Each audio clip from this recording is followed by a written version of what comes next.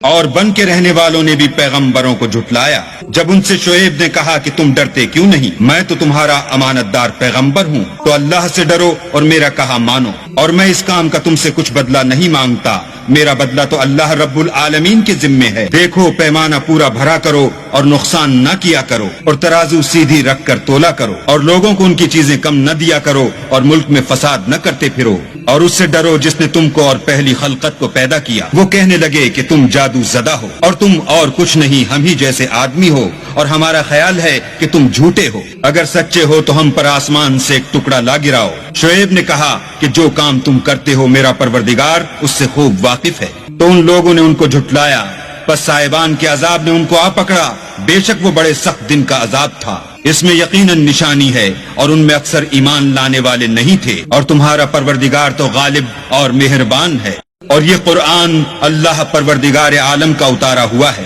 اس کو امانت دار فرشتہ لے کر اترا ہے، یعنی اس نے تمہارے دل پر القاء کیا ہے تاکہ لوگوں کو نصیحت کرتے رہو، اور القاء بھی فصیح عربی زبان میں کیا ہے، اور اس کی خبر پہلے پیغمبروں کی کتابوں میں لکھی ہوئی ہے۔ کیا ان کے لیے یہ سند نہیں ہے کہ علماء بنی اسرائیل اس بات کو جانتے ہیں؟ اور اگر ہم اس کو کسی غیر اہل زبان پر اتارتے اور وہ اسے ان لوگوں کو پڑھ کر سناتا تو یہ اسے کبھی نہ مانتے۔